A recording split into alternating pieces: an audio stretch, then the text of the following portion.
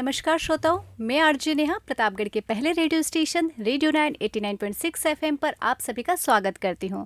श्रोताओं, आज के इस खास कार्यक्रम एक कदम बदलाव की ओर में मैं आरजे नेहा स्वागत करती हूं श्रीमान अतिरिक्त जिला कलेक्टर महोदय विजेश कुमार जी पंड्या साहब का हमारे स्टूडियो में।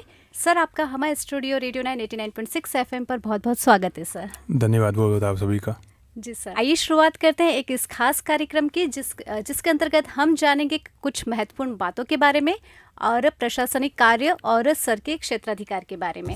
सर, सबसे पहले आप हमारे श्रोताओं को कुछ अपने बारे में बताएं। मैं यहाँ पे है तो अतिरिक्त जिला कलेक्टर के रूप में पदस्थापित हूँ और मैं अपने मूल स्थान अपने सागवाड़ा से हूँ और यहाँ पे अभी फरवरी में अपने यहाँ से ज्वाइन किया है और अभी 3 महीने से यहाँ पे पदस्थापन अपनी सेवाएं दे रहा हूँ। जी सर। सर, उप जिला अधिकारी के रूप में आपकी क्या महत्वपूर्ण जिम्मेदारियां होती हैं? उप जिला कलेक्टर के रूप में हमारी सबसे बड़ी जिम्मेदारी होती है पूरा जिले को है वो प्रशासनिक दृष्टि से उसको संभालना होता है। वैसे तो इसके हमारा मुख्य आयती है वो जिला कलेक्टर महोदय होते हैं, लेकिन उनके निर्देशों के पालना अपने दूसरे अधिकारियों तक और लोगों तक उनकी योजनाएं पहुंचाने का काम हमारा होता है, जिसमें हम बीच की कड़ी के रूप में अपनी सेवाएं देते हैं। तो निश्चित रूप से कलेक्टर के जो मंशाएं हैं और आशाएं हैं कि लोगों तक जो योजनाएं पहुंचनी चाहिए उसका आधार हम होते हैं और हमारे मार्फत से आम लोगों तक उनकी योजनाओं का लाभ पहुंचता है। जी सर। तो सर, प्रतापगढ़ जिले में प्रशासनिक कार्य करते हुए आपके समक्ष महत्वपूर्ण चुनौतियाँ कौन कौन सी होती हैं? सबसे पहली चुनौती तो मैं कहूँगा तो यहाँ पे मैन पावर की कमी है और मतलब हमारे बहुत से अधिकांश विभागों के अंदर है वो कार्मिक नहीं है। कई विभाग तो ऐसे हैं जो सिंगल बेस पर कार्मिक पे चलते हैं कि एक ही अकेला बंदा है जो सारे ऑफिस को संभालता है, वही सूचनाओं को कलेक्शन करता है और सूचना को प्रेषण करता है। तो सबसे बड़ी चुनौती है वो मैन पावर के रूप में है। दूसरा है यहाँ पे सबसे बड़ा जो इशू आएगा वो एजुकेशन का।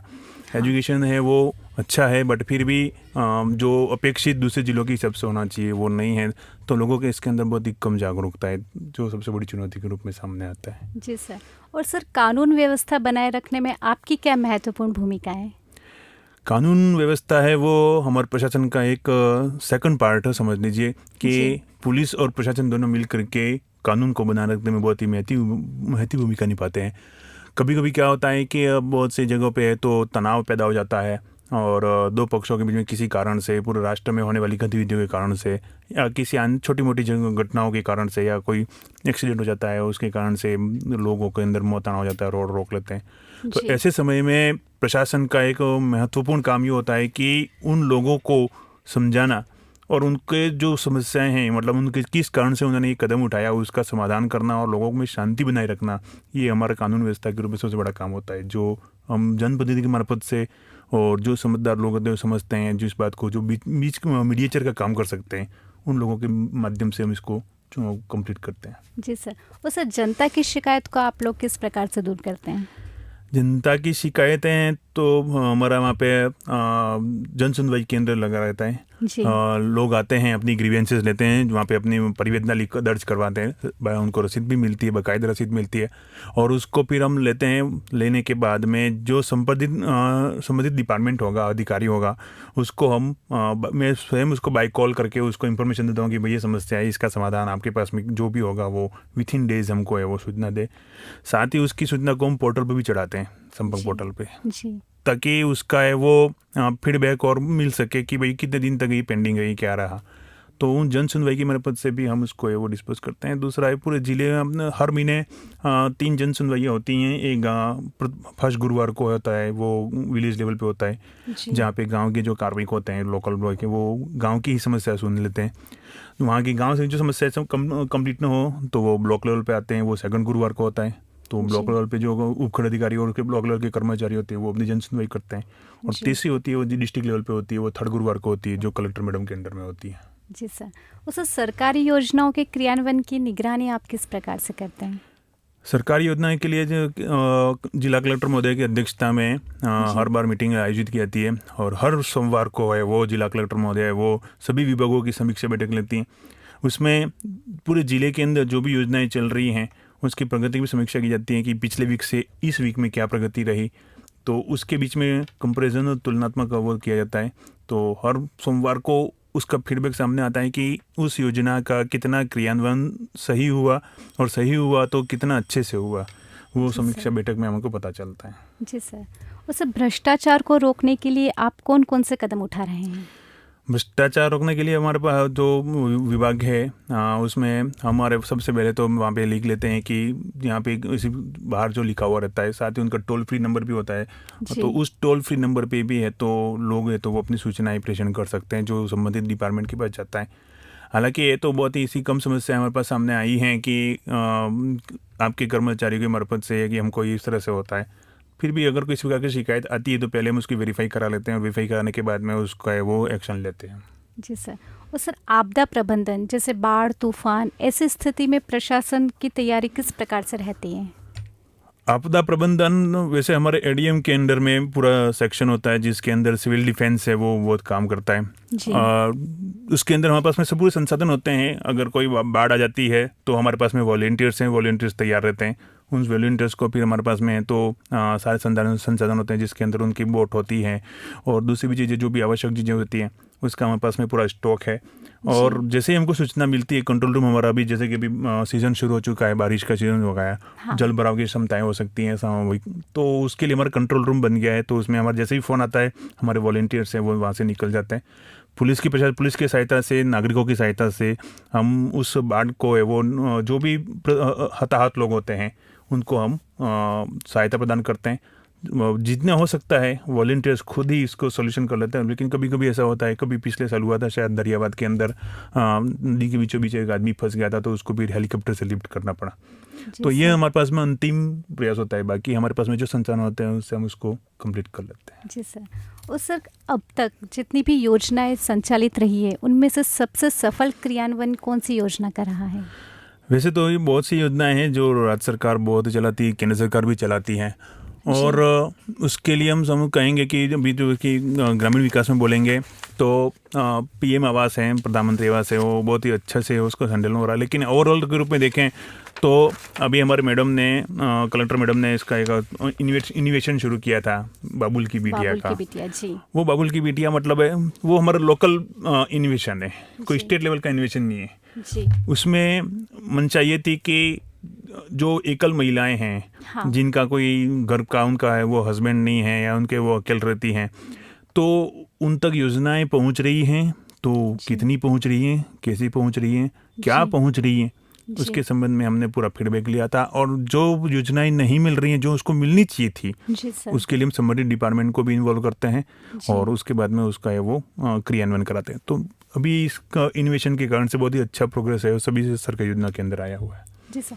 तो सर ये जो बाबुल की बिटिया का जो कार्यक्रम रहा है इसमें आप लोगों ने जितने डाटा कलेक्ट किए हैं, जिन महिलाओं को योजनाओं का लाभ नहीं मिल रहा है, तो इन डाटा को कलेक्ट करने के बाद की प्रक्रिया क्या रही है? इन डाटा को कलेक्ट करने के बाद में अब जैसे कि है तो कोई महिला है, उस महिलाओं के लिए पेंशन की दिक्कत आ रही है तो हम संबंधित डिपार्टमेंट को उसको इन्फॉर्मेशन देंगे। कोई अगर हमारा वॉलंटियर्स जाएगा, वॉलंटियर्स को हमने मैक्सिमम है वो जो आंगनबाड़ी कार्यकर्ताएं थी हमने उनको वॉलंटियर्स के रूप में किया था। तो वो घर घर गई थी, घर घर जाकर के इन्फॉर्मेशन ली कि भाई उनको है वो खाद्य सुरक्षा का लाभ नहीं मिल रहा है। तो हमने उनका है वो डाटा लेकर के रसद विभाग को भेज दिया। कोई किसी ने कहा कि हमको है वो पेंशन नहीं मिल रही है तो उसका है वो कब से नहीं मिल रही, क्या नहीं मिल रही, क्यों नहीं मिल रही है, उसका डाटा लेकर के हमने तो SJ डिपार्टमेंट को भेज दिया। वो कोई कहेगा कि हमको है वो आप PM आवास नहीं मिला है या फिर है तो दूसरी कोई चीज़ें नहीं मिल रही हैं तो उसके लिए हम संबंधित डिपार्टमेंट को उसको इन्वॉल्व करते हैं। जी सर। तो उसका सारा डाटा हमने जो आंगनबाड़ी कार्यकर्ताएं थे उनसे भी लिया। हो सकता है कि उनकी कोई रेवेन्यू की समस्या भी हो सकती है कि उनके खुद का खेत है, उसको खुद के खेत पे है तो किसी ने कब्जा जमा दिया है या उनका परिवार का कोई सदस्य उनको है वो डरा धमका करके उनको खेती बाड़ी नहीं करने दे रहा है। तो ऐसी समस्याओं को भी हमने लेकर के सीरियसली लेकर के वो संबंधित SDM को और तहसीलदार को पाबंद किया कि इनकी समस्या को निपटान कराओ। सर प्रतापगढ़ में वर्तमान में कौन कौन से विकास कार्य चल रहे हैं? प्रतापगढ़ में अभी तो ऐसे बहुत सी योजनाएं जो है वो धरातल पे चल रही हैं।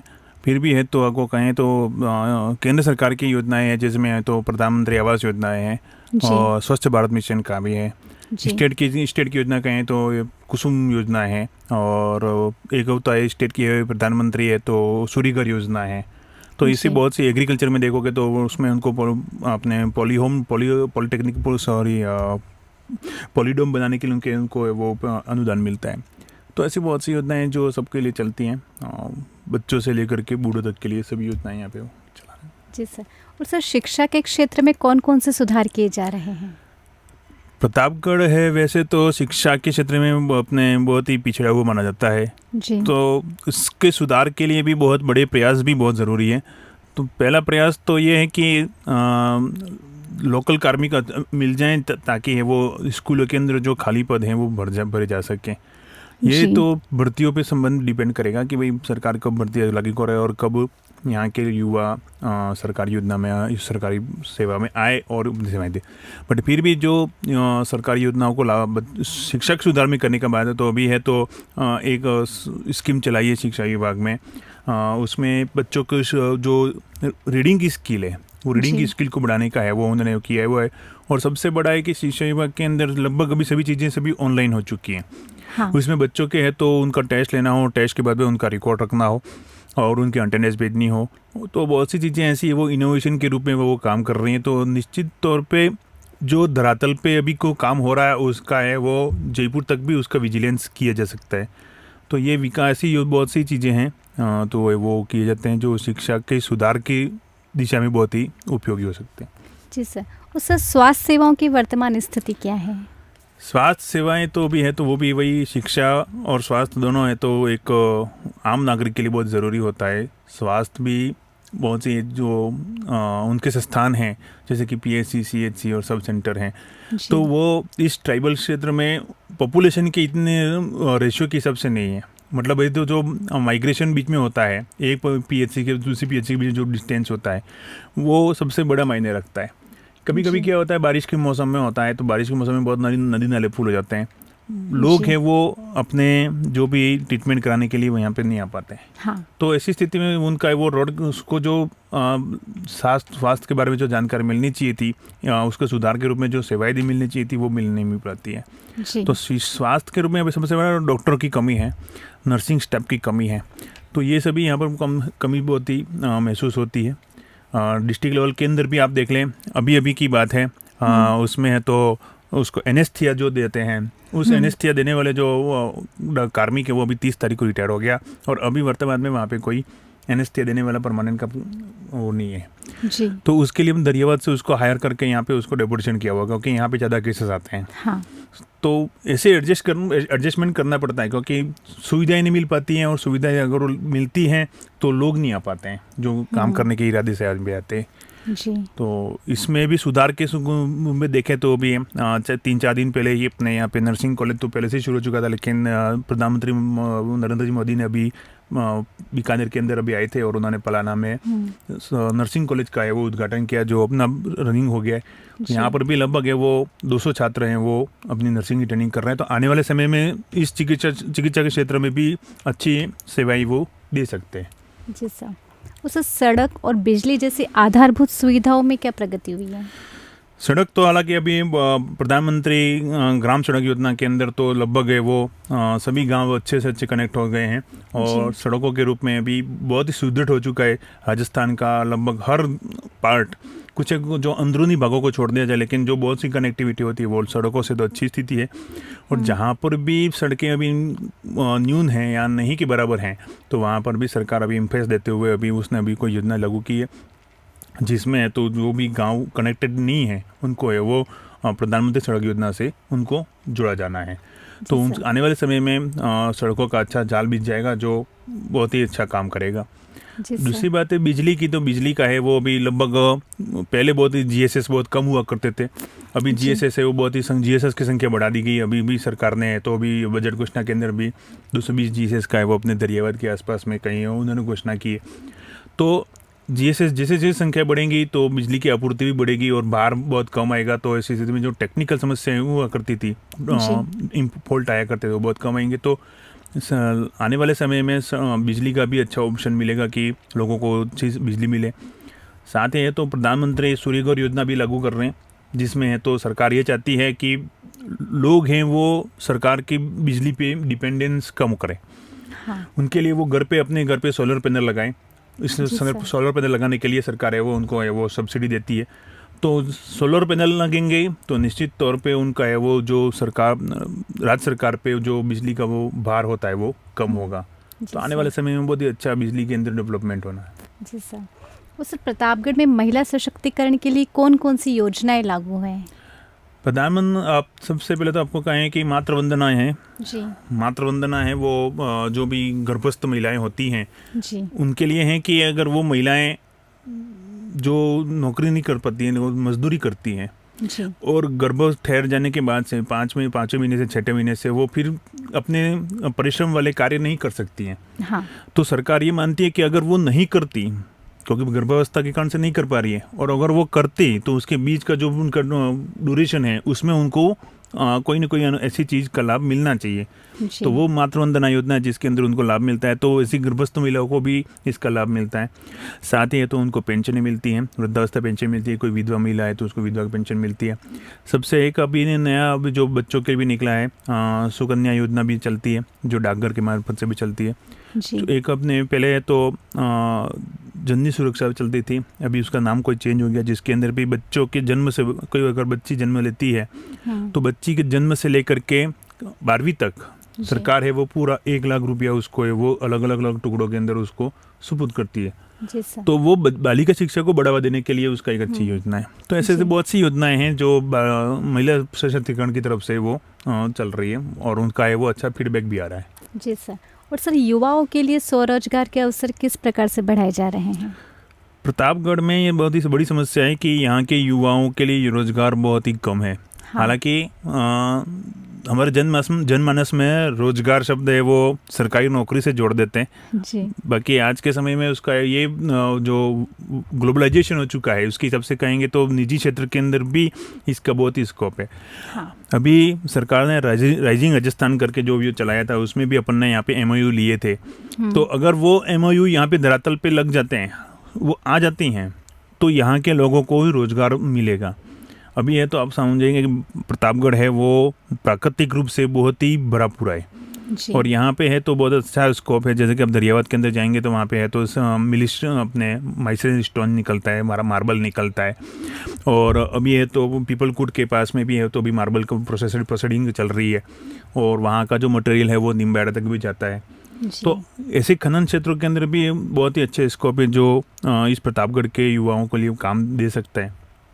फिर भी अगर ऐसी बहुत चीज़ें जो हम कोशिश करेंगे कि राइजिंग राजस्थान के अंदर जो जिन्होंने MOU किया है वो धरातल पर आए तो यहाँ के युवाओं को रोजगार मिले ताकि उनका पलायन जो है जो दूसरे स्टेट के अंदर जाता है वो रुक सके। जी सर। और सर किसानों के लिए सरकार की कौन कौन सी योजनाएं प्रभावी रही हैं? किसानों के लिए राज्य सरकार ने जैसे आपको बताया था मैंने अभी कि है तो पॉली हाउस उनके लिए बहुत ही यूजफुल होता है कि उनको आधुनिक कृषि किस प्रकार से की जाए उसके लिए उनको वो तौर तरीके सिखाए जाते हैं। फव्वारा उनके अंदर खेतों के अंदर है वो फव्वारा सिस्टम लागू करने के लिए उनको सब्सिडी मिलती है। कुआं गहरीकरण करना होता है तो उसके लिए सरकार सब्सिडी देती है। और जितने भी रासायनिक उर्वरक हैं जो भी है तो उनको भी सरकार है वो अनुदान के रूप में उनको है और कम मूल्य पे उनको उपलब्ध करवाती है। कुसुम योजना है जो उनके कुओं पे है वो सोलर लाइट लगाने के लिए उनको है वो देती है। तो ऐसी बहुत सी योजनाएं जो किसानों के लिए हैं और उनके जो फर्टिलाइजेशन करने के लिए उनको जो भी उपकरण खरीदने हो जाए, चाहे वो ट्रैक्टर होगा चाहे हार्वेस्टिंग करने के लिए कुछ चीज़ें होंगी तो उनको भी खरीदने के लिए सरकार है वो सब्सिडी देती है। जी सर। जल संरक्षण के लिए प्रशासन ने क्या क्या कदम उठाए हैं?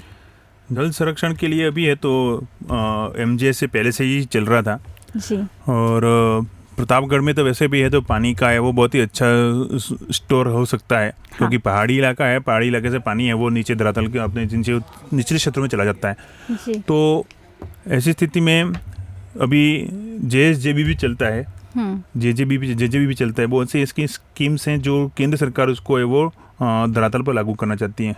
अभी का है वो MJ से तो अभी चल ही रहा है जिसका 3rd वर्जन चल रहा है और JSJB करके है वो भी है जल सुरक्षा योजना में। तो उसमें भी है तो बहुत से ऐसे स्ट्रक्चर बनाए जा रहे हैं जो पानी को है वो स्टोरेज कर सके या पहले से जो स्टोरेज किए हुए हैं उनको अच्छा सा गहरा करके और उनका पानी का अच्छा स्टोर कर सकें या फिर उनको नीचे रिचार्ज करा सकें। इस संबंध में बहुत ही प्रयास अभी किए जा रहे हैं और आने वाले समय में इसका भी अच्छा फल आपको मिलने मिलेगा। जी सर। और सर डिजिटल इंडिया के तहत कौन कौन सी सेवाएं प्रतापगढ़ में उपलब्ध हैं? डिजिटल तो आज के समय टाइम में पूरा वो इंडिया है वो डिजिटल हो चुका है जी। तो आज के टाइम में सभी अपना है वो बैंकिंग सेक्टर है वो पूरा मोबाइल लेके चलते हैं। हाँ। सभी लोग हैं वो अपना वो यूपीआई से यूज़ करते हैं। आज तो बड़ा खुशी का दिन दिखती है कि कोई ठेला चलाने वाला जिसको है वो मोबाइल की ABCD भी नहीं पता है वो भी है तो वो स्कैनिंग कर लेके बैठा रहता है। क्योंकि इसका भी पता है कि ये बहुत ही अच्छा ये स्कोप है कि उनको कैश रखने की ज़रूरत नहीं पड़ती है। हाँ। तो डिजिटल इंडिया के रूप में यूपीआई का जो भी यहाँ पे उपयोग चल रहा है वो बहुत ही अच्छा है। सिर्फ समस्या कभी कभी आती है नेटवर्क की समस्या आती है जो ग्रामीण क्षेत्रों में होता है पहाड़ अंदरूनी इलाकों में वहाँ पे समस्या ज़रूर हो सकती है। तो यूपीआई के रूप में जो डिजिटल इंडिया का जो भी स्कोप चल रहा है और वो बहुत ही अच्छा यूज़ हो रहा है। जी बिल्कुल। और सर प्रतापगढ़ की प्रमुख सांस्कृतिक विशेषताएं क्या हैं? वैसे प्रतापगढ़ में तो वैसे है तो संस्कृति के रूप में तो संरक्षण का है वो ट्राइबल पट्टी है पूरा। तो यहाँ के जो जनजाति की जो भी संस्कृतियाँ हैं उसका संरक्षण करना है वो राज्य सरकार का भी काम है। तो कभी कभी जब कोई राजस्थान दिवस होता है या कोई युवा दिवस होता है या सरकार कोई ऐसी वो चलाते हैं टर्म के रूप में तो सरकार ये चाहती है कि जो लोकल के जो भी कार्मिक हैं जो नाट्य कला के अंदर या किसी भी क्षेत्र में अपना अच्छा काम करते हैं उनको है वो स्टेज दे सके उनको प्लेटफॉर्म मिल सके। तो उसके लिए भी हम इस प्रकार के जो भी सरकार राजस्थान दिवस अभी जैसे कि 5 दिन का राजस्थान दिवस मनाया गया था उसके अंदर भी हम वही था कि भाई लोकल जो भी हैं उनको प्राथमिकता देते हुए जो भी लोकल कलाकार हैं उनको ऊपर लाया जाए और उनसे वो प्रदर्शन कराया जाए ताकि उनकी जो प्रदर्शन या उनके जो कौशल है वो उसको और भी दूसरे लोग देख सकें। तो इस प्रकार से प्रतापगढ़ में जो सांस्कृतिक कौशल है जो लोगों में होगा तो वो बाहर लाने के लिए सरकार बहुत अच्छा प्रयास कर रही है अभी भी। जी सर। और सर यहाँ के जो मेले हैं और त्योहार है वह प्रशासन के दृष्टिकोण से कैसे महत्वपूर्ण हो सकते हैं? अभी जैसे कि सीता माता मेला चल रहा है जी। जो इस प्रतापगढ़ का सबसे बड़ा उसके पहले गौतमेश्वर मेला गया जी। तो इस मेले के अंदर मालवा के लोग भी आते हैं गुजरात के लोग भी आते हैं जी। और मेवाड़ के लोग भी उस तरफ से आते हैं। तो इस तरह से अनेक संस्कृतियाँ मिलती हैं इन मेलों के अंदर। तो उससे एक दूसरे के जो आचार विचार जो भी हैं वो बढ़ते हैं उसमें। तो निश्चित रूप से मेले हैं वो मेल मिलाप का एक बड़ा जरिया है जी बिल्कुल।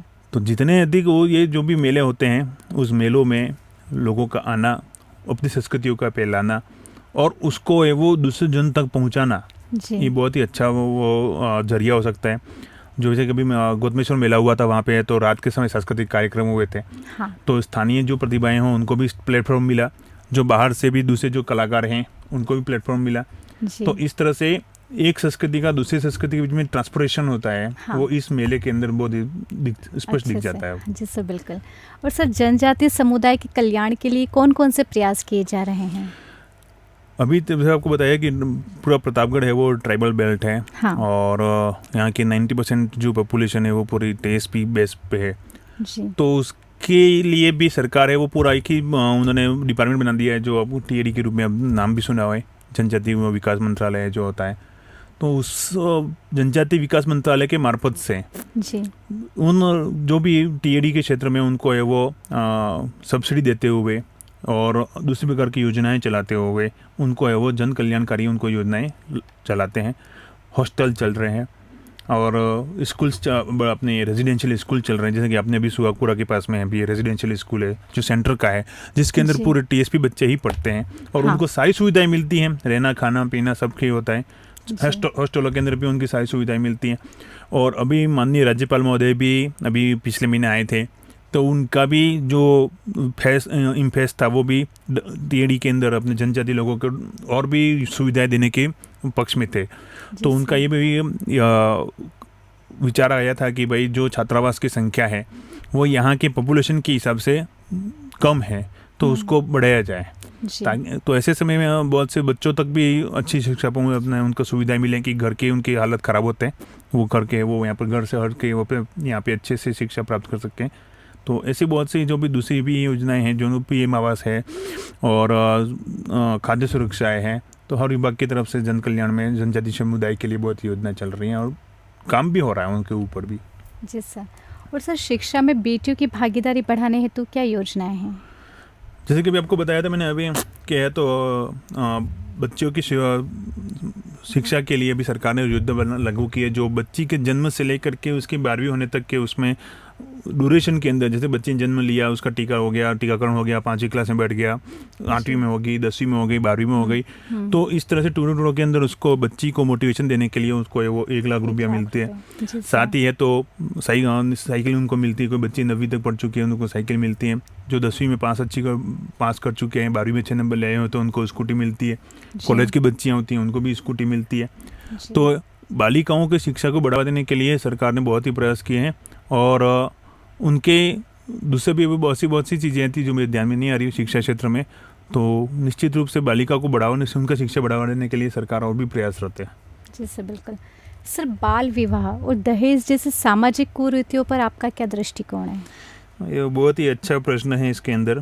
और बाल विवाह तो वैसे हम रोकते ही हैं। बाल विवाह के लिए हम सरकार पूरी तरह से सख्त है कि जो आयु 18 साल की उसकी होनी चाहिए लड़की की और बच्चे की 21 साल की, तो उसके अंदर एक दिन का भी हम रिलैक्सेशन नहीं देते हैं। बिल्कुल सर। तो जैसे हमको सूचना मिलती है, हमारी टीम जो कोर टीम होती है वो कोर टीम तुरंत जाती है और उसको एक्शन लेती है।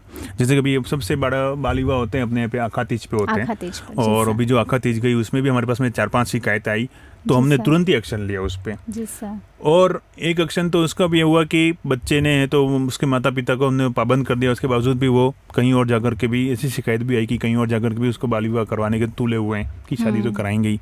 तो ऐसे पे भी केस हम उसको जो भी एक बार तो पाबंद कर देते हैं, उसके बावजूद भी नहीं करते हैं, तो हम उनको वो उसका एक्शन लेते हैं। तो बाल विवाह रोकने के लिए हमारे पास प्रयास है। और दहेज की बात है तो अभी मेरा कहना सही नहीं होगा, लेकिन अब मेरा दृष्टिकोण पूछा है इसके सबसे कहूँगा कि जो सिखावटी के क्षेत्र में आपने देखा होगा, हाँ, तो वहाँ पे नानी बाई का मायरा जो सिस्टम होता है, अब मायरा है वो अपनी बहन के आर्थिक स्थिति को देखते हुए उसकी सहायता के रूप में भाई करता है। ये जो कोई पुरातन कहानी है, लेकिन अभी उसको अपना स्टैंडर्ड मान लिया है। हाँ। अभी हर बार है तो कोई ना कोई कह सकता है कि किसी ने 11 करोड़ दिए, किसी ने 15 करोड़ दिए, किसी ने 25 करोड़ दिए। बिल्कुल। तो ये दिखावा बढ़ रहा है। हाँ। तो इससे क्या होता है कि जो सक्षम है वो तो कर रहा है, लेकिन जो नहीं, लेकिन जो दूसरे जो लोग होते हैं वो ये कहते हैं कि उसको उतना दिया था तो मेरे को उतना मिलना चाहिए। बिल्कुल सही है सर। तो वो सिस्टम में मायरा होना चाहिए, अच्छी प्रथा है कि भाई अपनी बहन को सहायता होनी चाहिए, लेकिन जो पहले से ही सक्षम है उसको दिखावे के रूप में आप और भी आगे बढ़ा रहे हैं, तो मेरे नज़रिए में ये पूरा गलत तरीका है। हाँ। तो आपको देना है, आप इनविजुअली कोई हेल्प कर दीजिए। दिखावा क्यों करें? जब भी जाजम के बीच में बैठे हैं, आप नोटों की गड्डियाँ दिखा रहे हैं, आप गाड़ियाँ दिखा रहे हैं, आप तो जमीन के कागजात दिखा रहे हैं, तो जो दूसरे जो लोग होते हैं उनके मन में भी ये ऐसी भावना होती है कि मेरे को भी, मेरे बेटे को भी या मेरे बहू इसका ऐसा आना चाहिए था जो नहीं आया। सही। तो इस तरह से इसको पूरा रोकना चाहिए। दहेज प्रथा है वो बहुत ही, ऐसा भी नहीं है कि वो मायरा गलत तरीके से करते हैं। मैंने भी कहीं सुना भी था कि किसी ने इसी मायरा प्रथा में सिर्फ 1 रुपया लेकर के अपने ससुर को सारे पैसे वापस लौटा दिए। हाँ। ऐसा भी पढ़ने में आया था। बहुत अच्छा इन्फॉर्मेशन मिलता है कि ऐसी भी अगर बातें आती हैं तो लोगों के अंदर जागरूकता पैदा होगी कि भाई ये नहीं होना चाहिए। तो दहेज प्रथा को भी रोकने के लिए सरकार पूरा प्रयास कर रही है। उसके लिए सामाजिक तौर पर परिपक्वता बहुत जरूरी है। बिल्कुल सर। सर, प्रशासन आम जनता को जागरूक करने के लिए क्या कदम उठा रहे हैं? वैसे तो ओके।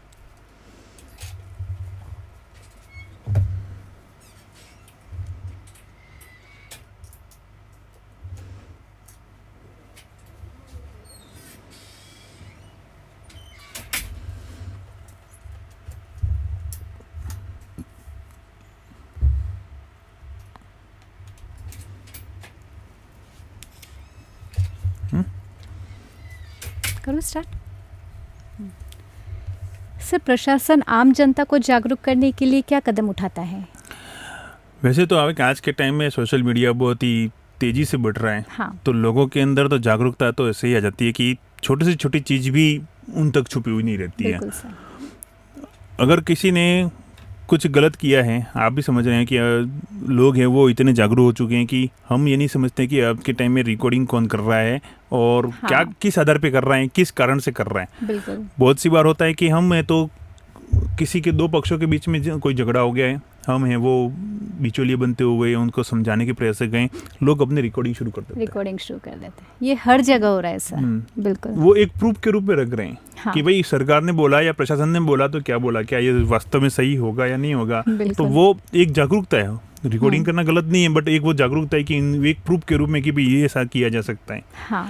तो हम मल्टीमीडिया को और जो सोशल मीडिया को बहुत ही अच्छे तरीके से हैंडल करते हैं कि लोगों तक उसकी सूचनाएं हैं। और आप ये FM रेडियो तो है ही कि जिसमें है तो बहुत सी शख्सियत आती हैं, जिला कलेक्टर मेरे भी दो तीन बार आ चुकी हैं, जो आपने जैसे कि SP साहब को बुलाया था। तो ये जो लोगों को समझाने का जो प्रयास है वो बहुत ही अच्छा है, और ऐसे भी अनेक प्रयास है वो समय समय पर है वो करते रहे हैं। प्रशासन भी इस बात को समझता है कि जितनी बात लोगों में जागरूकता बढ़ेगी, हाँ, उतनी है तो हमारी सुविधा ज़्यादा हो जाएगी, ज़्यादा होगी। बिल्कुल सही ना, ताकि हमको उनको समझाने में समस्या नहीं आएगी। अभी हम कहते हैं कि भाई आपको ये योजना है जिसके अंदर सरकार सब्सिडी दे रही है, आगे से टारगेट आ रहे हैं कि आपको इतना कंप्लीट करना है, लेकिन उन लोगों को समझाना हमें भारी पड़ रहा है ताकि वो टारगेट पूरा नहीं हो रहा है। हाँ सर। अब लोग समझ जाएंगे कि इसका यूज़ क्या है, इसका क्या तो ऑटोमेटिक उस योजना का जो लक्ष्य है वो लक्ष्य भी पूरा होता है और हमारी जो सुविधा है वो भी ज़्यादा हो जाती है। जी सर, बिल्कुल। सर, सामाजिक समरसता बनाए रखने के लिए आप क्या भूमिका निभाते हैं? सामाजिक समरसता है वो आज के समय में बहुत ही ज़रूरी हो गया है, और हम चाहते हैं कि सभी जो, चाहे वो धर्म से हो, चाहे वो संस्कृति से हो, चाहे वो जाति से हो, सभी लोग मिलजुल करके रहें। अगर कोई ऐसा आयोजन हो रहा है जो किसी समाज विशेष के लोग करके हो रहा है, तो हमारी कोशिश रहती है कि ऐसी प्रकार के आयोजनों को बहुत से कम उनको है वो किया जाए, ताकि जो लोगों दूसरे जो लोगों के हैं, क्योंकि होता क्या है कि उस मीटिंग में जैसे कि कोई भी कार्यक्रम हुआ है तो उसमें कोई वक्ता है जोर शोर से या आगोश में आकर के कुछ गलत शब्द बोल लेगा, तो वो उस गलत शब्द में एक आध दो शब्द का ऐसा पकड़ लेंगे कि वो दूसरे लोग उसका है वो मिसयूज करेंगे और कहेंगे कि भाई इसने हमारे विरुद्ध ये किया, हमारे विरुद्ध ये किया।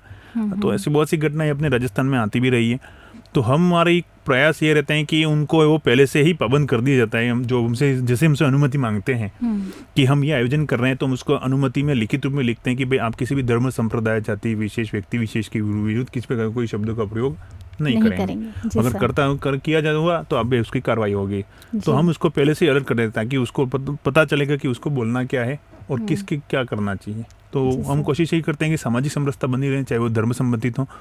और बहुत सी बार हुआ भी है कि अपने जो भी चलते हैं अपने, जैसे कि समझ लो कि प्रतापगढ़ के अंदर कक्के शाह की दरगाह है, बहुत बड़ा अच्छा है, तो लोगों की सब धारणा और मान्यता और आस्था उनकी भी ज़्यादा है। गौतमेश्वर में आप गए होंगे तो गौतमेश्वर में मेला लगता है, तो उसमें दूसरे जो धर्म संप्रदाय के लोग होते हैं वो भी आते हैं, अपना व्यापार करते हैं। तो ये सामाजिक समरसता का बहुत ही अच्छा है वो उदाहरण है जो बने रहना चाहिए। बिल्कुल सर। सर, आप किन क्षेत्रों में विशेष रूप से सुधार लाना चाहते हैं?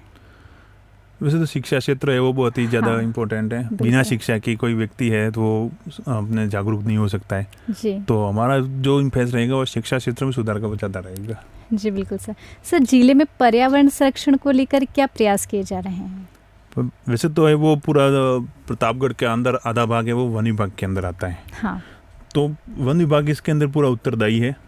हम कोशिश करते हैं कि जहाँ पर भी हमको इल्लीगल कटाई के बारे में जैसे कि वो बात आएगी तो हम है वो पूरे एक्शन लेंगे। अभी ये तो आपने 2-3 न्यूज़ में पढ़ा भी होगा, दरियाबाद के अंदर हमने अभियान भी चलाया, जिन्होंने वहाँ पे वो वृक्ष कटाई कर ली, तो वहाँ पे उनकी वहाँ के आरा मशीन के वहाँ पे स्टोरेज को, वहाँ के जो संसाधन जो यूज़ में हुए उन सब पे एक्शन भी हुआ। तो पर्यावरण संरक्षण है वो बहुत ही बड़ा, अभी आज के समय में ग्लोबल वार्मिंग का जो शब्द प्रचलन में आ रहा है उसके संदर्भ में देखें तो पर्यावरण संरक्षण बहुत ही ज़रूरी होता है। और हम कोशिश करें कि अभी जो सीज़न में बारिश का मौसम है उसमें अधिक से अधिक पेड़ लगाते हुए और उसका है वो सर्वाइव करते हुए इसको है वो अंतिम तक पायदान तक ले जाएंगे और पर्यावरण संरक्षण को मजबूत करेंगे। जी सर, बिल्कुल। सर, आपकी नज़र में प्रतापगढ़ को एक आदर्श जिला बनाने के लिए क्या ज़रूरी है? वैसे तो है वो कोई भी जिला है वो आदर्श बनाने के लिए पहले तो आम जन के अंदर जागरूकता है। हाँ। वो बहुत ही कंपलसरी है। व्यक्ति भी अपना जो स्वार्थ है, व्यक्ति का जो स्वार्थ है वो व्यक्तिगत स्वार्थ को त्याग करके अगर कोई व्यक्ति समाज के हित में और राष्ट्र के हित में सोचना शुरू करेगा तो हाँ। जो जिला ऑटोमेटिक उसके आदर्शता है वो आनी शुरू हो जाएंगी। तो सबसे पहली बात है कि आम लोगों के अंदर वो जागरूकता पैदा हो कि वयम राष्ट्रम। जी सर। तो पहला हमारा राष्ट्र है, हम राष्ट्र के रूप में जी सर। और मेरा जो पहला धर्म है वो राष्ट्र है। हाँ। तो वो जो भी बातें जैसे ही सामने आएंगी, जैसे कि अभी आपने भी देखा होगा, अभी तिरंगा यात्रा हुई जो सिंदूर यात्रा के अपने ऑपरेशन सिंदूर के समय में देखा गया, तो लोगों ने हुजूम उमड़ा। हाँ, बिल्कुल। जो हर देश में भी उमड़ा, पूरे देश में था, पूरे देश में उमड़ा। तो वो एक आदर्श नागरिकता का प्रतीक है कि भाई राष्ट्र प्रथम है, राष्ट्र ने जो समर्पण दिया है उसके संबंध में हम कार्य कर रहे हैं। तो लोगों के अंदर जागरूकता पैदा होगी तो ऑटोमेटिक वो आदर्शता आएगी और जिले के अंदर के जो भी सोपान है वो पूरे हो जाएंगे। बिल्कुल सर। सर, प्रशासन में पारदर्शिता लाने के लिए क्या प्रयास किए जा रहे हैं? पारदर्शिता जैसे कि हम आज के टाइम में हमको बता दिया कि हम वो लगभग सारे काम पोर्टल पे होना शुरू हो गए। हाँ। और लोग अपनी समस्याएं पोर्टल पे दर्ज करते हैं। दर्ज करने के बाद में हम उसका सॉल्यूशन निकालते हैं ग्राउंड बेस पे। ग्राउंड बेस पे सॉल्यूशन निकलता है तो सॉल्यूशन फिर बाद में वो जो भी जिसने भी शिकायत की है वो संतुष्ट होता है तो वहीं पे डिस्पोज। वो संतुष्ट नहीं होता है कि मेरा सही तरीके से काम नहीं हुआ तो आगे फॉरवर्ड होगी, तो वो उसके संतुष्ट होने तक की वो चलती रहती हैं। तो वो जब जयपुर तक जाएगी, तब तक रहती है, जयपुर तक जाएगी। हाँ। तो जयपुर से हमको उसका वो भी संतुष्ट क्यों नहीं हो रहा है, जी सर, उसकी क्या समस्या है, जी सर, तो उसके लिए फिर वापस हमारे वो पहले से उसको वापस समझेंगे, उसको बताएंगे कि क्या समस्या है क्या नहीं है, और वो फिर उसका समस्या समाधान करते हैं। जी सर। तो जो भी आम जन के इसको उसके लिए अब उनके जो भी समस्याएं हैं उनको सुनने के लिए हमारा पूरा तंत्र है वो लागू रहता है। और उसमें सोशल मीडिया और अभी इंटरनेट का जो भी है वो सबसे ज़्यादा काम में आता है। जी सर। सर, जनता और प्रशासन के बीच में विश्वास कैसे बनाया जा सकता है? जनता और प्रशासन तो अभी हमारा जो काम है वो जनता के सौहार्द के लिए होता है, उनके सुविधा के लिए ही होता है। कभी कभी होता है कि जनता में ये भ्रम रहता है कि मेरा काम होगा या नहीं होगा, जी। तो यह प्रशासन के विवेकता पे ज़्यादा डिपेंड करता है कि वो कितने सही तरीके से जनता की बात को सुनता है। लेकिन कभी कभी ऐसे भी आती हैं कि कुछ समस्याएं जो नहीं होती हैं जी, उसको भी क्रिएट करके भी हमारे सामने लाई जाती है। हाँ, तो प्रशासन वहाँ पर भी थोड़ा सा वो असमंजस हो जाता है कि इनको क्या करना चाहिए। जी सर। तो हमारी कोशिश रहती है कि भाई जनता जो बात उठाए, जो मांग उठाए, वो अगर जायज रूप से है, पूर्ण तरह जायज रूप से है, तो उसका समाधान हम पूरी तरह से पूरी तन्मयता से उसको है वो करेंगे और आगे ले जाने की प्रयास करेंगे। जी सर। और उसके उस समाधान उसका जो क्वालिटी है, उस समाधान की क्वालिटी वो पूरी की पूरी ऐसी हो सके कि उसको आने वाले समय में उसी समस्या को लेकर वापस खड़ा नहीं होना पड़े। हाँ। ऐसा हमारा प्रयास उसको रहेगा। तो जनता प्रशासन के बीच में तालमेल बना रहेगा तो समस्याएं अपने आप खत्म हो जाएंगे। बिल्कुल सर। सर, माननीय अतिरिक्त जिला कलेक्टर महोदय, वर्तमान में जिले में किस क्षेत्रों में उपचुनाव हो रहे हैं, कृपया इसके बारे में आप संक्षिप्त जानकारी दीजिए। अभी चुनाव हैं वो पंचायती राज के हो रहे हैं, बाईपोल हो रहे हैं। हाँ, अभी तो इसके पहले भी घोषणा हुई थी, लेकिन अभी जो सभी युद्ध का माहौल बन गया था तो राज्य निर्वाचन आयोग ने इसको स्थगित कर दिया था। तो उसमें अपने जो है वो पहले अरनौद के भी जिला परिषद सदस्य का है वो चुनाव होना था, लेकिन अरनौद है वो नगर पालिका बन गई। तो उस कारण से अभी उसके जो वोटर्स हैं वो नगर निकाय के हो गए। तो अभी थोड़ा सा उसका प्लस माइनस हो गए हैं, तो उसका भी उसको रोक लिया गया है। बाकी 3 वार्ड पंचों के चुनाव हैं जो सिद्धपुरा गांव के अंदर हैं, प्रतापगढ़ में, धौलापानी छोटी सदरी में है, और एक है वो यहाँ पर है दरियाबाद में एक। तो इस तरह से 3 वार्ड पंचों के चुनाव हो रहे हैं और अभी आज उनके वो नॉमिनेशन भी चलेगा। शाम तक उसका क्लियर हो जाएगा कि निर्विरोध होना है या कोई होएगा। जी सर, बिल्कुल। सर, क्या इन उपचुनाव में ईवीएम और वीवीपैट मशीनों का उपयोग हो रहा है, और इसकी जो प्रणाली है वो क्या है, कार्य प्रणाली? वार्ड पंच के चुनावों में ईवीएम काम में नहीं आता है। वहाँ पे है तो वोटर्स जो भी वार्ड पंचों के जो होते हैं, क्योंकि उसमें नॉमिनेशन होता है, ईवीएम के लिए हमको समय लेना पड़ता है कि भाई नॉमिनेशन होंगे, नॉमिनेशन के बाद में जो फाइनलाइज नाम होंगे उनकी वोटर के ऊपर प्रिंटिंग करानी होती है। तो थोड़ी सी समय लेता है, लेकिन वार्ड पंच का है वो समय नहीं होता है हमारे पास, दूसरे ही दिन उसको चुनाव कराने होते हैं, सिस्टम होता है। तो वार्ड पंचों के अंदर ईवीएम काम में नहीं लाते हैं। जी सर, बिल्कुल।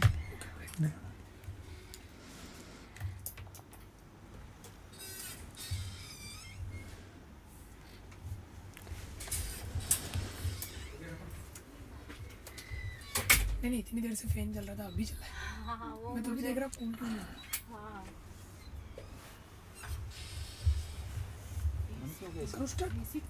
सर कूलिंग में फैन ऑन कर रखा था इधर। अच्छा, कर दिया मैंने, अभी कर दिया। हो गया सर। है ना। सर, चुनाव के दौरान कानून व्यवस्था बनाए रखने के लिए सुरक्षा बलों की तैनाती और उसका प्रबंधन कैसे किया जाता है? वैसे तो ये काम है वो पुलिस का होता है जी। बट हमको चुनाव के प्रभारी के रूप में हम काम करते हैं, तो हमको भी पुलिस की सहायता लेनी होती है जी। तो ऐसी स्थिति में जहाँ भी चुनाव होंगे वहाँ पे हमको फोर्स लगानी होती है। अगर वो संवेदनशील है तो उसके अनुसार, अति संवेदनशील होंगी तो हमको उसके अनुसार फोर्स लगानी होती है। जी सर। तो जैसा जैसा माहौल होगा उसके अनुसार से हमको है वो पुलिस से उसकी फोर्स मंगवानी पड़े। बटालियन भी मांग सकते हैं, सीआरपीएफ भी आती है कभी कभी, जहाँ पे अगर बहुत ही सेंसिटिव होता है तो अपने निष्पक्ष चुनाव कराने के लिए पुलिस का वो बहुत ही बड़ा सहयोग रहता है जो हम उनसे लेते हैं, और जैसे जैसे चुनाव होते हैं उसके हिसाब से हम उनसे डिमांड करते हैं। जी सर, बिल्कुल।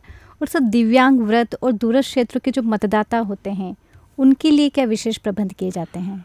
अभी निर्वाचन आयोग ने बहुत ही अच्छा इनोवेशन किया था, और वो इनोवेशन ये था कि उन लोगों को घर घर जाकर के वोटिंग करने की हमने फैसिलिटी दी थी। हाँ जी। जो भी ऐसी वृद्धजन हैं जो अपने बिस्तर से उठ करके अपने घर से निकल करके पोलिंग बूथ तक आकर के वोटिंग नहीं कर सके, ऐसे जो होंगे, तो उनको है वो, हमारी एक टीम थी, उस टीम में बकायदा एक पीओ जो होना चाहिए था उसको भी रखा है, 2-3 उनके कार्मिक रखे हैं, साथ में एक पुलिस वाला भी रखा हुआ, उसको एडजॉइन करके उसके वहाँ तक हमने उसको वो गया है।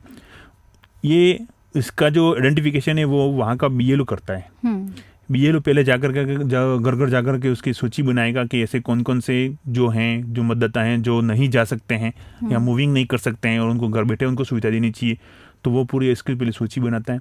सूची वो हमको उपलब्ध कराते हैं, फिर हम उसके अनुसार वोटिंग, उसके जो पैम्पलेट होते हैं, वो वोटिंग पैम्पलेट वो हम तैयार करते हैं और फिर इसको टीम के साथ उनको फील्ड में भेजते हैं। जी सर, अब तक किसी भी प्रकार की आचार संहिता का उल्लंघन या चुनाव संबंधित शिकायतें प्राप्त हुई है? अभी तक तो ऐसे कोई सूचना नहीं होती है, बट जैसे ही सूचना मिलती है तो हम उसको तुरंत एक्शन लेते हैं। जो भी जिस प्रकार की हो, चाहे वो पैसा दे करके वोट लेने खरीदने की बात होंगी या फिर वो किसी प्रकार का पोस्टर लगे लेने की बात होगी, तो जैसे ही हमारे पास सामने आता है हम तुरंत उसको वो समाधान करते हैं सभी। और वैसे भी राज्य सरकार, अपने राज्य निर्वाचन आयोग है वो बहुत से ऐप्स हैं, सी विजिल करके ऐप है, सी विजिल ऐप में हमको है वो 100 मिनट में उसका डिस्पोज करना होता है। जी सर, बिल्कुल। और सर, एक देश एक चुनाव की जो अवधारणा है उसकी प्रशासनिक दृष्टि से क्या राय है आपके दृष्टिकोण में? वैसे बहुत ही अगर ये लागू हो जाता है तो हमारे प्रशासन पे आधा बार खत्म हो जाता है। हाँ। क्योंकि हर बार है वो चुनाव होते रहते हैं जिसमें हम प्रशासन पूरा आधा हमारा बिजी हो जाता है कि, तो जैसे चुनाव की घोषणा होती है तो 2 महीने से हमारी एक्टिविटी शुरू हो जाती है और वो 2 महीने तक हम किसी प्रकार की कोई अन्य प्रशासनिक कामों के अंदर अपना ध्यान नहीं दे पाते हैं। तो ऐसी स्थिति में अगर एक देश एक चुनाव का कॉन्सेप्ट लागू होता है तो सरकार का पैसा भी बचेगा, प्रशासन का समय भी बचेगा, और लोगों को जो बार बार है वो बुलाना पड़ रहा है, जो वोटिंग परसेंट डाउन की बातें आती हैं कि एक अभी जैसे कि बाईपोल होगा तो अभी जो वोट डाल रहा है फिर बाद में है तो अपने कमाई धंधे के हिसाब से भी कहीं बाहर चला गया और उसके दौरान फिर से कोई वोटिंग हो गई तो वो वोट तो बंद हो गया क्योंकि वो तो खाया उधर। तो ऐसी स्थिति में एक देश एक चुनाव का कॉन्सेप्ट लागू होता है तो वोटिंग परसेंट भी बढ़ेगा और प्रशासन को भी है तो बहुत ही कम परिश्रम इस मामले में करना पड़ेगा। बार बार चुनाव नहीं होंगे तो और भी योजनाओं को जो आचार संहिता लग जाती है वो भी कम होगी, तो निश्चित तौर पे बहुत ही अच्छा कॉन्सेप्ट काम आता है। सर, प्रशासन और अन्य विभागों से संबंधित तो काफ़ी बातें हो गई, कुछ बातें सर आपके व्यक्तिगत जीवन से। सर, आपको आरएएस अधिकारी बनने की प्रेरणा कहाँ से मिली? वैसे तो मैं तो 2005 से टीचर था जी। 2015 तक मैं टीचर के पद में रहा। मेरे साथ में मेरा कजिन भाई भी था, वो भी टीचर ही था, तो वो परीक्षा की तैयारी करता रहता था। और मेरा भी एक मित्र था जिसका भी है तो 2010 में उसका है वो सिलेक्शन हो गया था आरएएस के रूप में, वो भी मेरे साथ में टीचर के रूप में लगा था। तो वो सब तैयारी कर रहे थे, उनका अपना आगे का मुकाम भी बढ़ा दिया। जो मेरा कजिन भाई है वो लेक्चरर भी बन गया, लेकिन उसके बावजूद भी वो है तो वो आरएएस के मुझे एग्ज़ाम देने हैं उसकी वो धुन में था। मैं पहले तो क्या था फॉर्म भरता था और फिर बाद में उसको लेट इट गो मतलब भूल जाता था कि मुझे क्या करना। लेकिन कभी विचार आया कि भाई ऐसा क्या है कि अगर वो आदमी फर्स्ट ग्रेड बन गया उसके बावजूद भी आरएएस की परीक्षा देना चाह रहा है तो एक मेरे पे में आएगा क्यों ना मैं भी प्रयास करूँ। जी सर। तो एक वो प्रेरणा है कि वो आगे बढ़ रहा है और उसके बावजूद भी आगे बढ़ने की और भी लालसा बना रहा है। जी बिल्कुल। और हम है कि वहीं जो भी आज नौकरी लग गई तो लग गई, चलो यहीं पे खत्म करते जिंदगी, जी सर। वो कॉन्सेप्ट लगकर लेके बैठे थे। तो वहाँ से प्रेरणा पैदा होगी, चलो यार कुछ तो नया करते हैं। जी सर। तो उनकी प्रेरणा से वो फिर वो RS का एग्ज़ाम दिया और जी। पहले प्रयास में इसको क्लियर कर लिया। बहुत खूब सर। सर आपने कितने समय तक आप शिक्षा के क्षेत्र से जुड़े रहे? मैं 10 साल तक है तो शिक्षा के क्षेत्र में 2005 से 2015 तक है वो टीचर था। जी सर। सर कौन सा सब्जेक्ट रहा है आपका? वैसे तो मेरा जो मैं तो वो प्राइमरी लेवल का था, लेकिन फिर भी है तो मैं मैथ के रूप में अपनी सेवाएं जो पड़ोस के जो स्कूल सीनियर स्कूल हुआ करती थी वहाँ पे बच्चों को है वो अपने मैथ के सब्जेक्ट के रूप में अपनी सेवाएं देता था वहाँ पे। जी। तो सर आप आपके परिवार के पहले RS अधिकारी हैं? मेरे गांव का ही पहला। जी सर। और सर आपके वो जो कजिन हैं उनका सिलेक्शन से उनका भी सिलेक्शन हुआ था, बट वो अलाइड सर्विस में हुआ था। जी। तो उसने भी RS मेन प्री एग्जाम दिया, मैंने भी प्री एग्जाम दिया, दोनों पास में हो गए। उसने फिर मेन दिया, उसके साथ साथ मैंने भी मेन दिया। तो वो भी मेन क्लियर कर गया, मैं भी मेन क्लियर कर गया। और फिर हमने इंटरव्यू भी लगभग साथ में दिए, बट उसके वो नंबर कम थे। वो जनरल कैटेगरी में था, मैं तो सिलेक्शन कैटेगरी में था। मैं तो PhD में रहता हूँ, मतलब हैंडीकैप में हूँ मैं। Okay sir. तो हाँ, दिव्यांगजन जिसको अपने बोलते हैं। सुने तो हियरिंग इम्पेरिमेंट है, सुनता बहुत कम हूँ। सुनता मतलब जीरो सुनता हूँ। वो तो मशीन लगाया इसलिए, तो उसका मशीन के बगैर मशीन निकाल दूँ तो मैं जीरो। जी सर। तो उस कैटेगरी में मेरा सिलेक्शन हो गया था। तो वो मैं आगे मेरा सिलेक्शन RS में हो गया और उसका एलआईडी में हुआ था। एलआईडी में हुआ, लेकिन उसने पहले से लेक्चरर था तो उसने उसको ज्वाइन नहीं किया। उसने जी सर। सर इस पद पर रहते हुए आपकी सबसे बड़ी उपलब्धि क्या रही है? सबसे बड़ी उपलब्धि तो यही कहेंगे, मुझे थोड़ा सा जब भी लोगों की समस्याओं का समाधान करता हूँ जी सर, तो बहुत अच्छा फील होता है कि भाई उनका है वो समाज का समाधान हो गया और उनके चेहरे पे मुस्कुराहट जो देखते हैं तो लगता है कि हाँ आपने अच्छा काम किया। ये थोड़ा सा फील अच्छा लगता है जी सर। और सर अब तक आपने जितने भी निर्णय लिए हैं, क्योंकि आप मजिस्ट्रेट भी हैं, तो सर आपने अब तक जितने भी निर्णय लिए उसमें सबसे ऐसा अच्छा कौन सा निर्णय रहा है जिस पर आपको गर्व महसूस होता है? बहुत अच्छी बात बताई आपने मुझे भी। तो मैं अभी बदेसर के अंदर था जी, उपखंड अधिकारी के रूप में। तो वहाँ पर एक केस को मैंने डिस्पोज किया जो लगभग 30 सालों से अपना वहाँ पे 15 सालों से चल रहा था जी, और बहुत पुराना उसका केस था जब भाइयों का झगड़ा था और उसके कारण से छोटे भाई को बड़ा भाई दे नहीं रहा था। बहुत सी बातें वो उनकी परिवार की हुआ करते थे जी। तो पूरे उसके डिस्पोज किया मैंने, उसको डिसीजन दिया और डिसीजन देने के बाद में उसको मैंने उसको जजमेंट करके अंदर रख दिया। जिस दिन मेरे वहाँ से ट्रांसफ़र हुआ जी, उस दिन वो जो भी था वो आदमी मेरे पास में आया और उसने थोड़ा सा उसकी नम आंखों से बताया कि साहब आपने मेरे लिए जो बड़ा काम किया है उसके मेरे पास में शब्द नहीं है, लेकिन ये 500 रुपया मैं आपको दे रहा हूँ। हाँ। ये किसके लिए? सब ये मेरी तरफ से प्रेम है जो आपने है तो दिए हुए। मैंने तब भाई हमको ये तो नहीं चाहिए, ये तेरे पास में रहने दे। तो मेरे जो दादा की उम्र का था वो मेरे पैर पड़ गया कि साहब आपने जो मेरे लिए इतना किया मैं इसके लिए आपको बहुत बहुत आभार व्यक्त करता हूँ। तो मेरे को लगा कि उस दिन मैंने जो जजमेंट किया वो अगर एक सही व्यक्ति के लिए किया वो उस दिन मुझे फील हुआ। सही है सर। हम इस कार्य में रहते हुए, इस क्षेत्र में रहते हुए कितने ही काम कर जाते हैं कि कितने ही लोग चैन की नींद सो पाते हैं हमारी वजह से। बहुत सी बार होता है ऐसा कि है तो जैसे कि हमारे पास में ग्रीवेंसेस लेकर के आते हैं लोग, और कभी कभी ऐसी भी चीज़ें भी आती हैं कि हमको है वो पर्सनल सी जो भी कंसर्न ऑफिसर होता है उसको फ़ोन करके सूचना देनी होती है, और जब वो हो जाती है फ़ोन पे सूचना हो जाती है तो उसको वो जो आदमी आता है उसको संतुष्टि भी होती है कि हम इस सूचना संबंधित व्यक्ति तक पहुंच गई जी। तो वो हाथ जोड़ के जाता है। साहब धन्यवाद आपका बहुत बहुत जी। बिल्कुल सर। सर प्रशासनिक जीवन में सबसे कठिन चुनौती क्या रहती है? प्रशासन के अगर मैं अपने रूप में संदर्भ में देखूँ तो एक तो मेरी खुद की जो फिजिकली कमजोरी है वो सबसे बड़ी कमजोरी मेरी खुद के लिए, लेकिन पर सर इस पर भी आपने बहुत अच्छे से काबू पाकर आज जीवन में बहुत अच्छा मुकाम हासिल किया। ये बात सही है आपकी, फिर भी है तो उसका अच्छा रिजल्ट मैं खुद देखता हूँ। बिल्कुल सर। और जहाँ तक परिवार दूसरी जो है तो हमारे पास में होता है वर्क लाइफ बैलेंस। हाँ, सबसे बड़ी चीज़ होती है हमारे उसके अंदर कि अपने काम को और अपने जीवन को आप किस तरह से बैलेंस लेके बना के चलते हैं। परिवार और प्रशासनिक जिम्मेदारियों को, प्रशासन दोनों बहुत ही कैसे संतुलन आप बिठाते हैं। उनका बैलेंस बहुत ही कंपलसरी है। अगर किसी भी एक तरफ को झुकाव बढ़ गया तो दूसरी तरफ का नुकसान हमको झेलना पड़ेगा जी।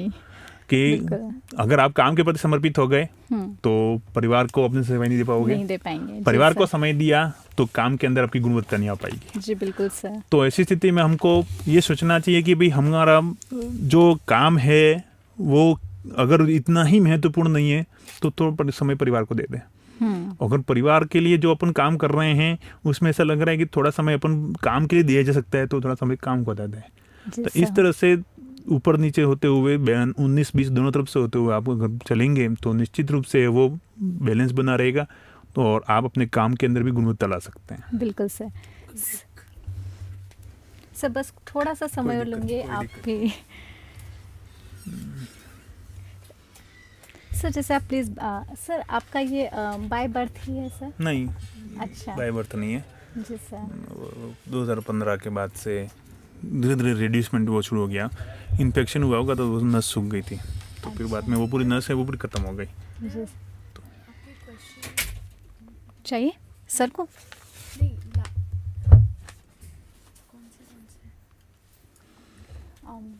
ये 1-2 ये 3 क्वेश्चन हैं और बस इनमें से कुछ क्वेश्चन हैं सर से। उनके पसंदीदा गाने हाँ बिल्कुल बिल्कुल भजन जरूर जी आपके वो लास्ट में ले लेंगे, है ना? ले लेना वो बिल्कुल 5-6 गाने ताकि इस पूरी लिंक में यही गाने लगा देंगे। सर के पसंद के गाने ही चलेंगे उस दिन। हाँ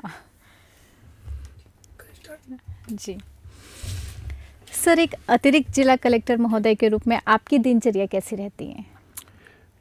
वैसे तो हम आपको कहें कि हमारी दिन होता है, चर्या कोई नहीं होती है। जी सर। हमारा 24 ओवर काम करना होता है। जी सर। कि कोई भी कॉल आ गया तुरंत दौड़ना होता है हाँ। किसी भी करके। बट फिर भी कहेंगे तो जो डेली रूटीन होता है, सुबह उठिए आप और अपने लिए समय निकालिए, स्पोर्ट्स के लिए समय निकालिए। तो सुबह वो स्पोर्ट्स कर लेते हैं, आ जाते हैं, फिर बाद में अपनी तैयारी शुरू करके। और ऑफिस का तो हमारा कोई टाइम फिक्स होता नहीं है कि भाई 9:30 बजे के बाद से लेकर के आप 7 भी बज जाएंगे, 8 भी बज जाएंगे। तो मैडमों का मीटिंग का दौर होता है तो पूरा ऑफिस टाइम है वो या मीटिंगों के अंदर या फिर कहीं दूसरी चीज़ों को देखने के लिए भी निकल जाता है। जी। और फिर शाम को तो आते हैं और फिर बाद वही जी। फ़ोन अलर्ट रखना पड़ता है। जब भी बिल्कुल। कोई फ़ोन आ गया, किसी मैडम का आ जी गया, सर। कहीं और से आ गया तो उसको रखना होता है। जी सर। तो सर कार्य करते हुए जो तनाव महसूस करते हैं आप उसको दूर करने के लिए क्या करते हैं? वैसे तो है वो मैंने आपको अभी बताया था, हम वर्क लाइफ बैलेंस पे निर्भर जी। करते हैं। जी सर। तनाव तब आएगा जब आप दोनों के बीच में बैलेंस नहीं कर पाओगे। हाँ सर। किसी भी एक तरफ झुक गए तो दूसरी चीज़ के लिए तनाव आएगा। तो निश्चित तौर पे आपको उसका है वो सॉल्यूशन निकालना होता है। तो कोशिश हमारी ये रहती है कि दोनों को समय दे पाएँ। हाँ। तो तनाव तब आपका कब आएगा जब आप किसी काम को नहीं कर पा रहे हो या फिर आपको उस काम को करने के लिए बहुत ही ज़्यादा प्रेशर आ रहा है। हाँ। तो उसको बेटर ये रहता है कि हम उस काम को निपटा दें। जी सर बिल्कुल। निपटा देंगे तो उसका फिर वापस कोई सोर्स वापस आएगा नहीं। हाँ। तो वही है कि सांप को अगर आप निपटा दोगे तो वो फन नहीं खड़ा करेगा। बिल्कुल तो सर। कोशिश हमारी थी कि जो समस्या है उसका समाधान हो जाए। तो तनाव की जी। चीज़ नहीं आएगी कि भाई काम पेंडिंग रह गया, इस काम के कारण से हमको रात के 12 भी बज रहे हैं, हमारा कुछ भी हो रहा है। बट फिर भी हम कोशिश यही करते हैं कि अपना जो कुछ समय है वो अपने लिए भी, जैसे कि मैं तो सुबह सुबह स्पोर्ट्स कर लेता हूँ तो खुद को है वो फिट फील हो जाता है। शाम के समय में है तो थोड़ा सा है वो सर्फिंग कर लेता हूँ तो थोड़ा माइंड फ्रेश हो जाता है। तो इस तरह से कुछ चीज़ें ऐसी करके फिर हम अपने तनाव को बाईपास कर लेते हैं। जी सर बिल्कुल। सर जो नवयुवक प्रशासनिक सेवा में आना चाहते हैं आप उन्हें क्या सलाह देना चाहेंगे? वैसे तो वो सभी जो भी नवयुवक हैं या जिनके अंदर जोश हैं, जो ये चाहते हैं कि हम है वो एक अच्छा समाज के अंदर संदेश दें, तो उसका पूरा हमारा स्वागत है। उस इधर आने का आपको प्रशासन के अंदर उनका अनुभव अच्छा है। बट इसके लिए आपको पूरी तरह से मेकअप माइंड होकर के आना पड़ेगा कि मैंने बहुत सी ऐसी चीज़ें देखी है। जो हमारे साथीगण थे वो अपने RPS में पुलिस में सिलेक्शन हुआ तो उसमें हमारे साथ ऑप्शन होता है कि आप 2 साल के अंदर अंदर उसको बैकअप कर सकते हो कि अगर आपका नहीं होता है तो हमारे 3 RPS अधिकारी थे जिन्होंने बैकअप कर लिया क्योंकि मतलब उस सर्विस वापस चले गए। अच्छा। जिस सर्विस से आए थे उस सर्विस से वापस चले गए। जी सर। कि हम नहीं कर सकते इसको यूँ। तो कहने का क्या कारण रह सकते हैं सर? इसका मतलब वही ना कि एक तो कार्यशैली ठीक है। पुलिस की कार्यशैली उनको लगेगी कि बहुत ही हेक्टिक कार्यशैली है क्योंकि पुलिस का भी वही बड़ा काम होता है कि आपको 24 घंटे सतर्क रहना होता है। बिल्कुल। तो उनकी कार्यशैली को लेकर के और खुद की कुछ चीज़ें भी हो सकती हैं साथ ही वो पहले से ही अगर कोई अच्छी पोस्ट पे होते, हाँ, ठीक है, कोई कॉलेज लेक्चरर रहा होगा, कोई प्रिंसिपल रहा होगा, तो उनको लगा कि मेरे को पहली वाली जो सर्विस थी वही मुझे अच्छी लग रही है, तो ऐसे बहुत से कारण हो सकते हैं जो उन्होंने बैकअप कर लिया। तो ये ऐसी अगर चीजें हैं जहाँ पे आपको लग रहा है कि सेटिस्फेक्शन आपको पहले काम मिलता है, हाँ, ठीक है, अगर आपको लग रहा है कि मेरा सेटिस्फेक्शन है मुझे इसी लाइन में है, तो आप उसी लाइन में रहिए। अगर आपने ट्रैक बदला तो आपको उस ट्रैक के अनुकूल बनना पड़ेगा। सही। तो जो युवा इस फील्ड में आना चाहते हैं उनका हम स्वागत करते हैं। समस्या आएंगी तो उसका हम समाधान के लिए तत्पर भी हैं, बट पूरे मनोयोग से आएंगे तो उनका आने वाला समय है वो अच्छा निकल सकता है। जी सर। और सर, जो ग्रामीण महिलाएं हैं जो आत्मनिर्भर बनने का प्रयास कर रही हैं, उन्हें आप क्या संदेश देना चाहेंगे? अभी आपको बताएं तो अपने जैसलमेर की एक महिला, आपने नाम है रुमा देवी। हाँ, रुमा देवी करके बहुत महिला है जो 5वीं पास क्लास की है, लेकिन आज के टाइम में पूरे इंडिया का ब्रांड एम्बेसडर है। कभी आप सर्च करके देखना, तो वो ट्रेडिशन की जो भी चीजें हैं उनका वो डेवलपमेंट करती है, ठीक है। तो उसको आगे लाने का जो काम का है वो वहाँ के एनजीओ ने किया था। अच्छा। अभी वहाँ पे वो मतलब वो है तो क्या होता है उनके वहाँ पे अपने जैसलमेर की तरफ अपने वो कशीदाकारी होती है ना, वो कशीदाकारी करते हैं। तो ये उन महिलाओं का उनका जो समूह है वो करते हैं। अभी ये उनका एक नवाचार तो क्या है कि उसने कोई किया होगा, जैसे अपने आग के पौधे होते हैं, हाँ, है ना, आग के पौधों में अपने वो उनका जो वो होता है फल होता है इतना बड़ा, उसने जो भी इनोवेशन किया है कि इस फल को हमको दो, हम इससे कपड़े बनाते हैं। अच्छा, है ना। तो कहने का अर्थ है कि ऐसी चीजें जो महिलाएं हैं जो जानती हैं, तो उसको हम राजीविका के मार्फत से, हाँ, राजीविका के मार्फत से उनको ऐसी बातें संदेश देनी चाहिए कि उनको वो एक आइकन है, जो रुमा देवी है वो एक आइकन है कि उनके पास भी पैसा नहीं था, हाँ, उसके हाथ में स्किल थी, हाँ, और खाली 5वीं तक पढ़ी, 5वीं तक थी, एजुकेशन नहीं था, उसके पास में पैसा नहीं था, उसका परिवार बहुत गरीब था, बट उसके हाथ में स्किल थी और उस स्किल को उसने तो डेवलप किया, तो वो जर्मनी तक यात्रा करके आती है, जर्मनी तक उसके प्रोडक्ट्स जाते हैं। तो ऐसी स्थिति में हमारा राजीविका भी जो है, अभी आज मैडम ने भी किया है, अभी इनोवेशन किया है, ये पावटा फला करके जब पीपलकुट के जिस पास में 3-4 किलोमीटर आगे, तो वहाँ पे उन्होंने मांडला कला का मांडला कला होती है। अब जिस तरह से आपके जो होता है उसको करते हैं, ईटों का जो होता है गोल होता है उसको लेपते हैं और फिर उसके अंदर सफेद वो करते हैं, कलाकारी करते हैं। तो उनके हाथों में कला है, हाथ का हुनर, हम कह सकते हैं, हाथ का हुनर है। अभी हमने वो हाथ का हुनर अभी जयपुर तक भी हमने भेजा। वहाँ पे कोई उसी दिन अपनी महिला दिवस के दिन है वो कोई अपने प्रोडक्ट्स वो चल रहा था, तो हमारी टीम गई थी, वो तो हमने वो पेंटिंग थी वो सीएम साहब को दी। सीएम साहब ने खुद इतने इम्प्रेस हो गए कि उन्होंने अपने ट्विटर हैंडल पे उसको फोटो रखा था। अभी राज्यपाल महोदय आए तो उनको भी हमने वो पेंटिंग जो सपोर्ट की, और मैडम के चैम्बर में भी 2 पेंटिंगें हैं जो उसी मंडला कला को सपोर्ट करती हैं। तो ऐसी स्थिति में जो ट्रेडिशन जो यहाँ का है ना, चाहे वो अपने हर्बल गुलाल बनाने का होता है, राजीव वो भी बनाती है, हर्बल गुलाल भी बनाती है, बहुत सी साबुन भी बनाती हैं, सब चीजें बनाती, बहुत सारी चीजें बनाती है। जी सर। तो मैडम का भी नगर परिषद में भी जो कार्यक्रम हुआ था जिसमें कीकू शारदा आए थे, तो कीकू शारदा जी को भी हमने वही प्रोडक्ट का पूरा सेट उनको दिया था, जो भी हर्बल अपने राजीव का बनाती है। तो इस तरह से हम कोशिश ये करते हैं कि जो लोकल बेस पे जो ऐसी चीजें हैं जो जिनके हाथ में हुनर है वो करता है, उसको हम और भी वर्ल्ड वाइड कर सके। जी बिल्कुल सर। सर, आने वाले समय में आप प्रतापगढ़ को कहाँ देखना चाहते हैं? वैसे तो आपको कौन कहेगा कि मैं इसको नीचे गिर जाऊंगा, ऊंचाइयां और बढ़ती रहेंगी। जी सर। तो बहुत अच्छा है, हमारी शुभकामनाएं हैं कि प्रतापगढ़ के लिए उस ऊंचाई तक ले जाएंगे, हाँ, जहां तक ये कहेंगे कि प्रतापगढ़ एक बैकवर्ड जिला नहीं है। बिल्कुल। जो लोगों की मानसिकता है क्या प्रतापगढ़ में है क्या, हाँ बिल्कुल, ठीक है, तो वो मानसिकता हम खत्म करना चाहते हैं कि उस प्रतापगढ़ को भी उन्हीं वादियों के रूप में दे सकते हैं, क्योंकि यहाँ पर इतना स्कोप है, बस उस स्कोप को बढ़ाना होता है। हाँ। तो कोशिश हम यही रहेंगे कि उसको अच्छे से डेवलप करें। और प्रतापगढ़ के लिए जो मानसिकता है, प्रतापगढ़ है, डूंगरपुर है, बांसवाड़ा है, आज तो हालांकि बांसवाड़ा और डूंगरपुर तब उस कैटेगरी से बाहर आ गए कि उसको काले पानी की सजा बोला करते थे, हाँ, कि कोई लोग इस तरफ आना नहीं चाहते थे। बिल्कुल सर। तो उस कैटेगरी से बाहर आना चाहते हैं और अच्छा सा यहाँ पे डेवलप हो, उद्योग धंधे लगे, लोगों को रोजगार मिले। और सबसे बड़ी चीज जो मैं कहूँगा कि जो यहाँ का प्रतापगढ़ का मूल है, जो उस मूल से हट करके दूसरी जगह चला गया युवा, जिसको हम कैसे तस्करी कर सकते हैं, तस्करी कर सकते हैं या दूसरी कोई चीजें कर सकते हैं, तो उससे हटना है, बिल्कुल लोगों को मुख्य धारा वापस लाना है।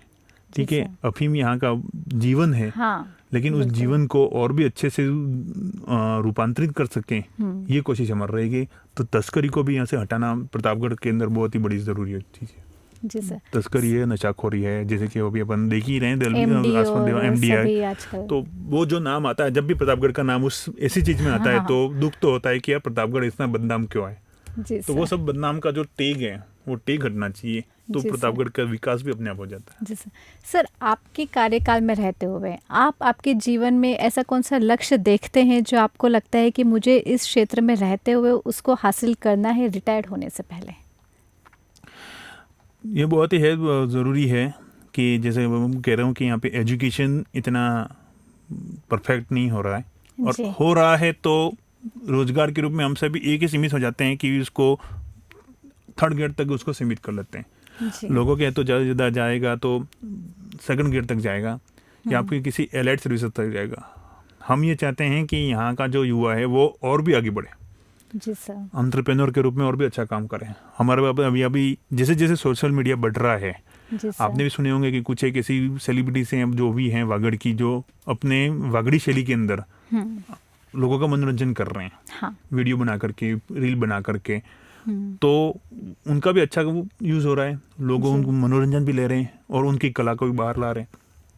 तो कोशिश ये रहेगी ऐसी चीज़ें जो यहाँ के वागड़ों के अपने पूरे कंठल और वागड़ पूरा एक ही अपना पूरा है, तो उसमें जो भी ऐसी चीज़ें छुपी हुई हैं वो लाइमलाइट में आए। सर, ट्राइबल टूरिज्म को बढ़ावा देने के लिए प्रशासन किस प्रकार से कार्य कर रहा है? अभी ट्राइबल टूरिज्म के रूप में वो भारत सरकार इसके लिए बहुत ही एक्टिव है जी। और हम ये चाहते हैं कि जो बाहर के जो दूसरे लोग हैं वो यहाँ की कल्चर को समझे। हाँ। कि यहाँ के रीति रिवाज क्या हैं उनको समझें। तो हमारा जो मेन इम्फेस है वो सीता माता को हमने लेकर के उसको काम किया हुआ है। तो सीता माता एरिया के अंदर है, जाखम एरिया के अंदर है, तो वहाँ पे ऐसे कोई जो सक्षम लोग हैं उनको वो सरकार वो सब्सिडी भी देती है। तो वो अपने यहाँ पे ऐसा सिस्टम और उसका फंडामेंटल सा स्टेब्लिश करें कि लोग टूरिस्ट आएँ और टूरिस्ट आ करके वहाँ पर भी स्टे करें और वहाँ के आसपास के जो भी स्पेसिफिक पॉइंट हैं उनको सबको देखें, उनको फील करें। तो हमारा कोशिश ये है कि ऐसी ट्राइबल टूरिज्म के 2-3 गांवों को थोड़ा सा डेवलप करने के लिए हमारा भी वर्क प्लान चल रहा है। तो आने वाले समय में इसको भी हम पॉइंट पे लेंगे तो निश्चित तौर पे यहाँ की जो कल्चर है वो उसको भी समय अच्छा मिलेगा। जी बिल्कुल। सर, इस कार्यक्रम के अंत में आप प्रतापगढ़ की जनता को क्या संदेश देना चाहेंगे? प्रतापगढ़ की जनता है वो बहुत ही अच्छी है, उसका मेल भाव अच्छा है, लोग बड़े मिलनसार हैं। और अब तक की मेरी जो 10 साल की सर्विस में मुझे यहाँ पे जो 4 साल का जो भी 4 महीने का जो भी अनुभव रहा है उसके हिसाब से कहूँगा कि लोग बड़े एक्टिव भी हैं, मेलजोल वाले भी हैं। तो अगर अपने को और भी अच्छे से आगे काम करना है तो बुरा और भला दोनों को सोचते हुए काम करना है। किसी एक पक्ष की ओर झुक करके काम करेंगे, चाहे वो सरकार के संबंध में होगा या किसी और चीज़ के संबंध में होगा, अगर हम किसी एक चीज़ पे झुक करके काम करेंगे तो दूसरे पक्ष का नुकसान तो होना है। हाँ। तो सरकार, हम ये चाहते हैं कि प्रतापगढ़ की जनता है वो जो भी काम हो, चाहे वो सरकारी हो, चाहे वो राजनीतिक रूप से हो या किसी भी दृष्टि से हो, सामाजिक दृष्टि से भी हो, तो अच्छे भले का उसको नॉलेज हो और उसका तोल मोल करके उसका सही क्या है और गलत क्या है उसका डिफरेंस करके अगर आगे बढ़ेंगे तो यहाँ पे अच्छा लोगों का अनुभव और लोगों की जो भावनाएं हैं वो दूसरों को भी अच्छी लगेंगी। जी सर। और वो जो मानसिकता है कि यहाँ पे ऐसी चीज़ें वैसी चीज़ें, वो सब मानसिकता जो नेगेटिविटी है वो बाहर आए खत्म हो जाएगी और लोगों को जो जुड़ाव है वो और भी बढ़ेगा। जी सर। सर, रेडियो के माध्यम से हम और हमारे श्रोता ये जानना चाहते हैं कि आपके मन पसंदीदा गीत कौन कौन से हैं? तो सर कुछ गीत आप बताएं हमें। ऐसे तो है वो बहुत ही अच्छा है रेडियो। पहले एक मृतप्राय हो गया था रेडियो, लेकिन मोदी जी ने अपने मन की बात बताते हुए इसको बहुत अच्छा प्लेस दे दिया और आज बहुत अच्छा काम कर रहे हैं। तो 80 के दशक के जो भी गाने हुआ करते थे उसको हम सुनते आए हैं।